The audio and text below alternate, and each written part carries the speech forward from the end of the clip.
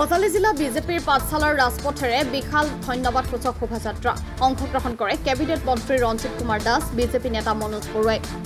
অসমৰ খিলঞ্জীয়া ৰাইজৰ স্বাৰ্থত মাননীয় মুখ্যমন্ত্ৰী ডক্টৰ হিমন্ত বিশ্ব শৰ্মাৰ নেতৃত্বত চলা উচ্ছেদ অভিযানক অসমপ্ৰেমী নাগৰিক সমাজে মুকলি সমৰ্থন জনাইছে এই উচ্ছেদ অভিযানক সন্মুখৰ পৰা নেতৃত্ব দিছে অসমৰ জনপ্ৰিয় মুখ্যমন্ত্ৰী ডক্টৰ হিমন্ত বিশ্ব শৰ্মাই মুখ্যমন্ত্ৰী ডক্টৰ হিমন্ত বিশ্ব শৰ্মাৰ নেতৃত্বাধীন অসম চৰকাৰখনক এই উচ্ছেদ অভিযানক ধন্যবাদ জ্ঞাপন কৰি ভাৰতীয় জনতা পাৰ্টি বজালী জিলা কাৰ্যালয়ৰ পৰা পাঠশালা নগৰৰ চাৰিআলিলৈ এটি বিশাল ধন্যবাদসূচক ৰেলী উলিয়াই মুখ্যমন্ত্ৰীয়ে ধন্যবাদ জ্ঞাপন কৰে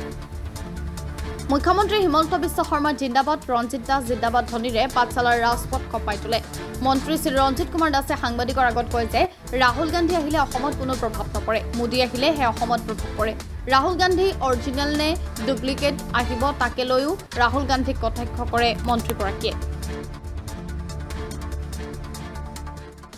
মাননীয় মুখ্যমন্ত্ৰী ডক্টৰ হিমন্ত বিশ্ব শৰ্মা ডাঙৰীয়াৰ নেতৃত্বত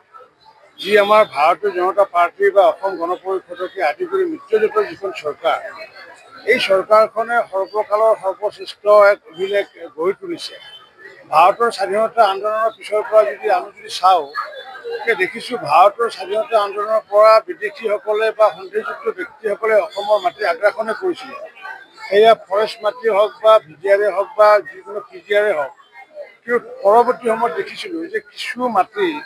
বিমলা প্ৰসাদ চলিহা ডাঙৰীয়া আৰু গোলাপ বৰবৰা ডাঙৰীয়া কিছু মাটি উদ্ধাৰ কৰিবলৈ সক্ষম হৈছিলে যদিও বৃহৎ সংখ্যক প্ৰায় 1,25,000 বিঘাৰ মাটি আজিলৈ কোনো মুখ্যমন্ত্ৰীয়ে এতিয়ালৈ উদ্ধাৰ কৰিব পৰা নাই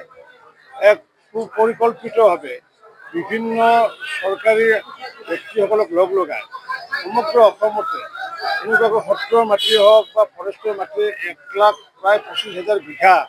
যি উদ্ধাৰ কৰিলে তাৰ কাৰণে আমি সমগ্ৰ বজালী জিলাবাসীৰ তৰফৰ পৰা মাননীয় মুখ্যমন্ত্ৰী ডক্টৰ হিমন্ত বিশ্ব শৰ্মা ডাঙৰীয়াক আন্তৰিক অভিনন্দন জনাইছোঁ কৃতজ্ঞতা জনাইছোঁ লগতে আমি আশা ৰাখিছোঁ আগন্তুক দিনত যাতে যিখিনি মাটি এতিয়াও বেদখল হৈ আছে যোনে বেদখল নকৰক কিয় সেই বেদখলকৃত মাটি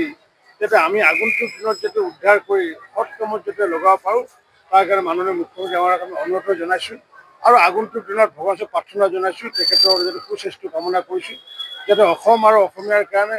অসমবাসীৰ কাৰণে অসমত বসবাস কৰা স্বাভিমানী অসমীয়া অসমত বসবাস কৰা স্বাভিমানী ভাৰতীয়সকলৰ কাৰণে তেওঁ যাতে অধিক উৎসাহেৰে যাতে কাম কৰে তাৰ কাৰণে আমি আহ্বান জনাইছোঁ ৰাহুল গান্ধী আহি আছে অসমলৈ মই কেনেকৈ ক'ম কাৰণ কিয়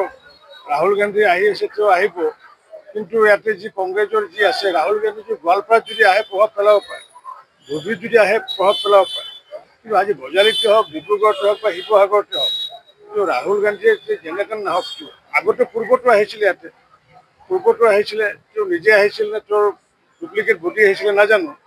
তেতিয়াতো একো প্ৰভাৱ নপৰিলে গতিকে এইবাৰো কোনো প্ৰভাৱ নপৰে গতিকে ৰাহুল গান্ধী ইয়াতে অহা নোহাটো প্ৰভাৱ নপৰে ইয়াতে প্ৰভাৱ পৰিব কেতিয়া প্ৰভাৱ নৰেন্দ্ৰ মোদী ডাঙৰীয়া আহিলে প্ৰভাৱ পৰিব ভাল প্ৰভাৱ পৰিব